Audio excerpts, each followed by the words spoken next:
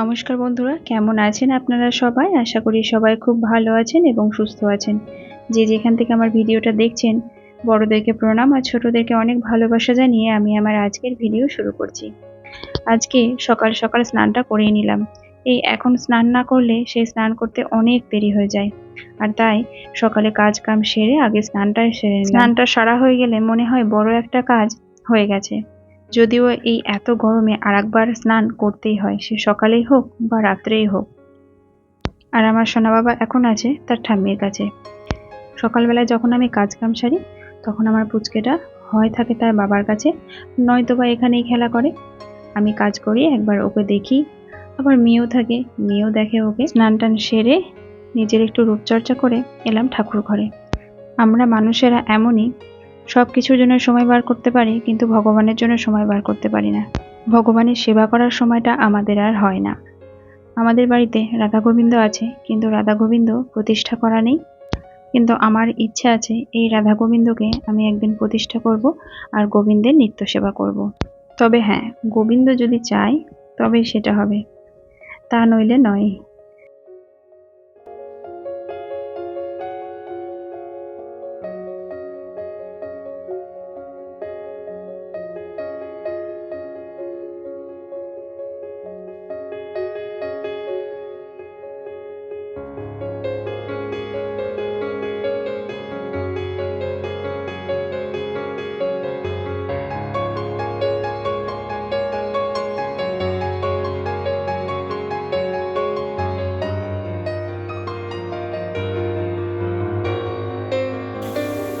কি করছিস তুই?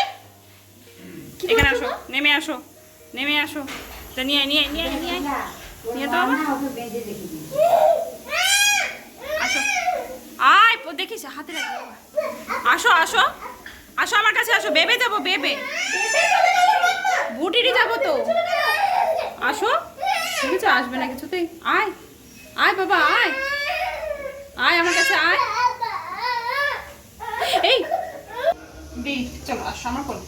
দি মোটর চালিয়ে দিই, মোটর চালিয়ে দিই। চলো চলো চলো, চালিয়ে দেবো, মোটর চালিয়ে দেবো। চলো দেখি ওই সুইচ দিকে মোটরে। চলো, এই দেখো মোটরের সুইচ দেবো। এই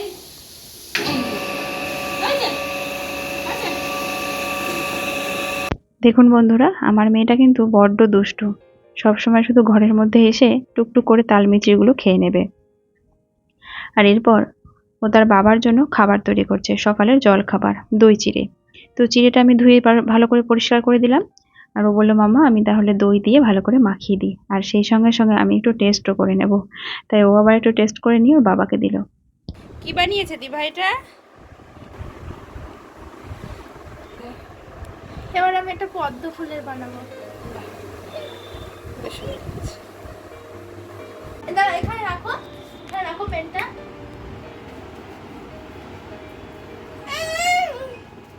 দেবা না দিদিকে, দেবা না? মুখটি লাগাও, খুলে গেছে, মুখটি লাগাও।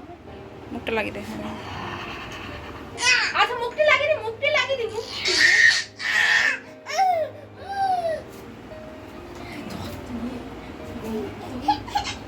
নি তোরে, নি তোরে, নি তোরে, কি রে, তোর কি রে? আচ্ছা ঠিক আছে, না মুখটি লাগিয়ে দাও, মুখটি লাগিয়ে দাও। এখানে চলছে ভাই বোনের দুষ্টুমি। সে তার দিভাইয়ের পেনটা নিয়ে আর কোনো মতে দিভাইকে পেনটা দেবে না, আর দিভাইও পেনটা কোনো মতে ছাড়বে না। তো আমার পুচকেটা এরকমই, যখন তার দিদি পড়তে বসবে সে তার বইয়ের ওপরে গিয়ে হামলা দেবে, তার বই কেড়ে নেবে, খাতা কেড়ে নেবে। তো এইরকমই সবসময় দুষ্টু করে ও। এরপর আমি নিচে এসে রান্না বান্না বসিয়ে দিয়েছি। আর এই এত গরমে কোনো কিছু রান্না করতেও ইচ্ছে করছে না, কোনো কিছু খেতেও ইচ্ছা করছে না, কিন্তু কিছু করার নেই। আমরা হলাম সাধারণ ঘরের গৃহবধূ, আমাদের তো সার্ভিস দিতেই হবে, রান্না বান্না করতেই হবে। কিছু করার নেই, ইচ্ছে না থাকলেও রান্না বান্না করতেই হবে। আর আজকে রান্না করব সবজি ভাত। আজকে মাছ বা মাংস কিছুই করব না। আজকে আমার খুব প্রিয় একটা পদ রান্না করব। আর তার জন্য আমি ডাল ভিজিয়ে রেখেছিলাম 1 ঘন্টা আগে। ডালটাকে একটু মিক্সিতে পেস্ট করে নিলাম। আমরা মেয়েরা সংসারে থাকতে থাকতে অনেক কিছুই আস্তে আস্তে শিখে যাই। কিভাবে গুছিয়ে কাজ করলে, ভাবনা চিন্তা করে কাজ করলে কাজটা আমাদের অনেক কমে যায়। যেমন ধরুন, এই গরমে যাতে রাত্রিবেলায় আমাকে আর রান্না করতে না হয়, আর তাই আমি একটু সেদ্ধ ডাল আলাদা করে তুলে রেখে দিলাম রাত্রের জন্য। আর দুপুরে যে ডালটা বানাবো সেই ডালের মধ্যে আবার আম দিয়ে আর একটু সেদ্ধ করে নেব। আর এই গরমে আম ডালটা খেতেই তো সব থেকে বেশি ভালো লাগছে। আর ওই যে বললাম না, আমার আজকে খুব প্রিয় একটা পদ রান্না হচ্ছে, সেটা হচ্ছে এই কুমড়ো শাকের ঘন্ট। এটা আমার খুব প্রিয় একটা পদ, ভীষণ ভালো লাগে এই কুমড়ো শাকের ঘন্ট। আমি তো শুধু আমার কথাই বলছি, কিন্তু আমাদের বাড়িতে সবাই এই রান্নাটা খেতে ভীষণ ভালোবাসে। আমার পতিদেবও তো ভীষণ ভালোবাসে এই শাকের ঘন্ট। আর তাই বাজারে পেলেই চলে আসে শাক। আর এই দেখুন, আমি একটু সর্ষে বাটা দিয়ে দিলাম এতে। আর সব শেষে আমি একটু রসুন দিয়ে চুকে দেবো, তাহলে এই শাকটার স্বাদ আরো দ্বিগুণ বেড়ে যাবে। আর আমি এখানে আমার সোনা বাবার জন্য ভাতটা বসিয়ে দিলাম কুকারে। আর আমাদের ভাতটা হয়ে গেছে, তো সেই ভাতটার ফ্যানটা ঝরিয়ে নেব।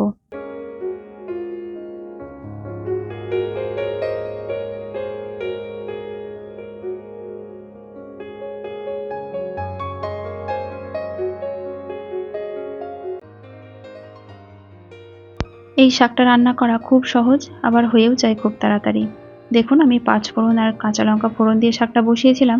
একটু লবণ, একটু হলুদ আর একটু চিনি দিয়েছিলাম। আর এরপর বড়াগুলো ভেজে নিয়ে বড়াগুলো শাকের মধ্যে দিয়ে দিলাম।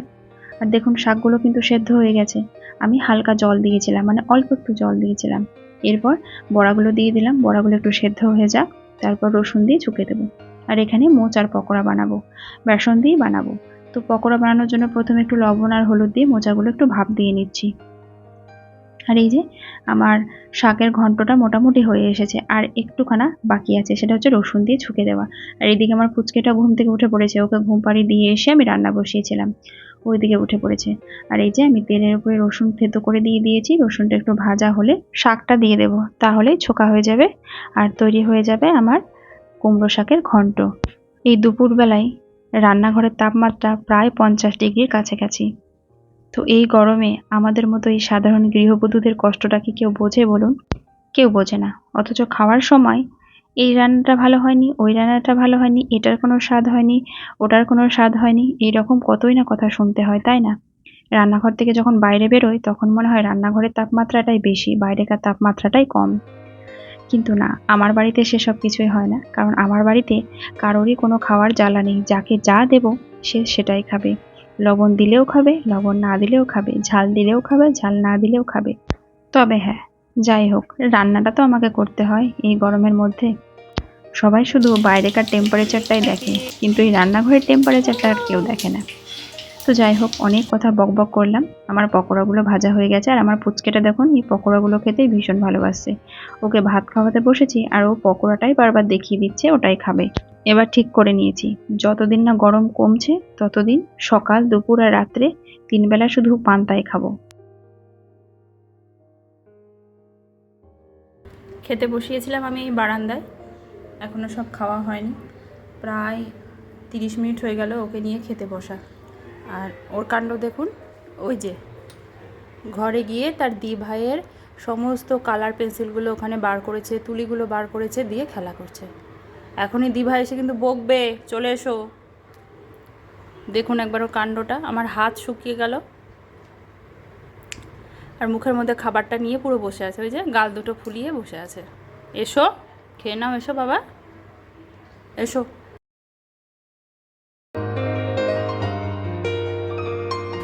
কি হচ্ছে ওটা সোনা? কি হলো? তাকাও আমার দিকে, তাকাও আমার দিকে, তাকাও। শ্রীহান কই?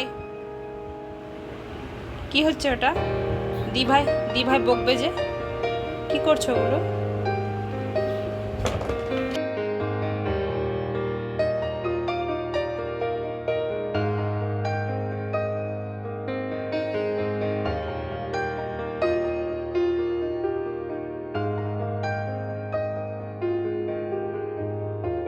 জন্ম থেকে আমার সোনা বাবার চুল কাটা হয়নি, কারণ আমাদের নিয়ম 1.5 বছরে বাচ্চার চুল কাটতে হয়।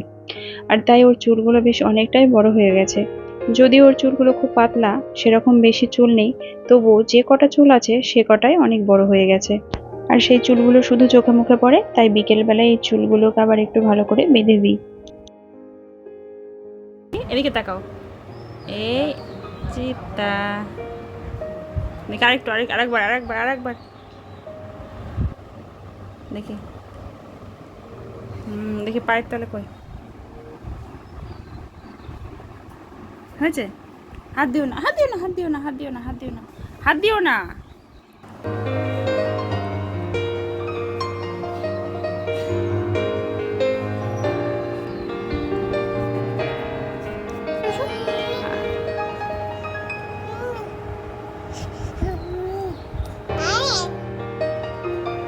কেমন করে পড়েছো? ওই পায়ের তলে পড়েছো? আর কোথায় পড়েছো? আর কোথায় পড়েছো? ওই পায়ের তলে আছে, ওখানে আছে। হ্যাঁ, আর কোথায় পড়েছো দেখাও। আর কোথায় পড়েছো? ওখানে পড়েছো। আর এই দেখুন, ও ঠাম্মিকে দেখেছে সন্ধ্যা নিয়ে আসতে, আর অমনি ছুটে বেরিয়ে পড়লো। ও যেখানেই থাকুক ঠাম্মিকে সন্ধ্যা দেওয়া দেখলেই ছুটতে যাবে ঠাকুর ঘরে। এরপর হাতে একটা বিস্কিট দিয়েছি, ও বসে বসে সেই বিস্কিটটা খাচ্ছে। এই এত গরমের মধ্যেও আমার পুচকেটার কেন জানি না ঠোঁট ফাটছে, তাই আবার একটু বোরোলিন হালকা করে ওর ঠোঁট দুটোতে লাগিয়ে দিলাম।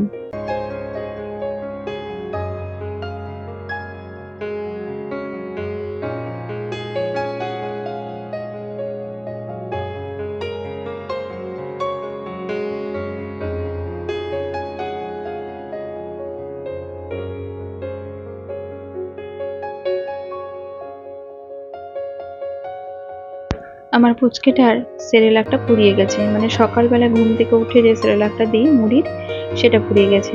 তাই সেই সেরেলাকটা আবার আমি একটু বানিয়ে নিচ্ছি। এটা বাদাম দিয়ে আর মুড়ি দিয়ে বানানো সেরেলাক।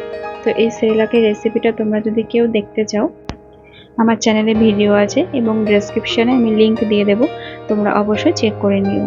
আর এরপর আমার মেয়েকে দেবো একটু দুধ আর ওটস। সন্ধ্যাবেলা ওর খিদে পেয়েছে, আর এখন কি দেবো তাই আমার ঝটপট করে একটু দুধ আর ওটস দিয়ে দিলাম।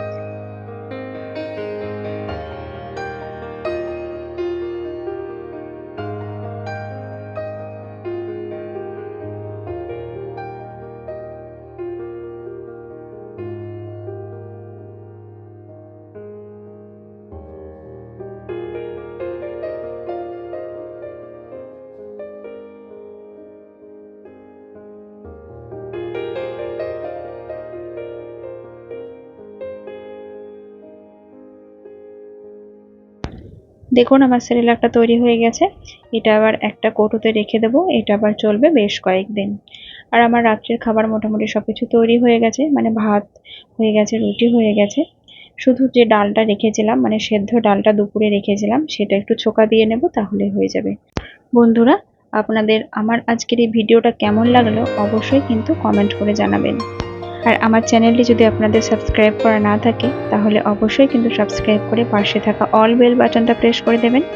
আর একটা লাইক করতে ভুলবেন না কিন্তু। সত্যি বলছি, আপনাদের একটা লাইক আর কমেন্ট পেলে আমি ভিডিও করার আরও উৎসাহ পাই। আপনাদের একটা লাইক আর একটা কমেন্টের আশায় থাকি। তো আজকের মতো তাহলে এখানেই শেষ করছি। সবাই ভালো থাকবেন, সুস্থ থাকবেন। আগামীকাল দেখা হবে আবারও একটা নতুন ভিডিওতে।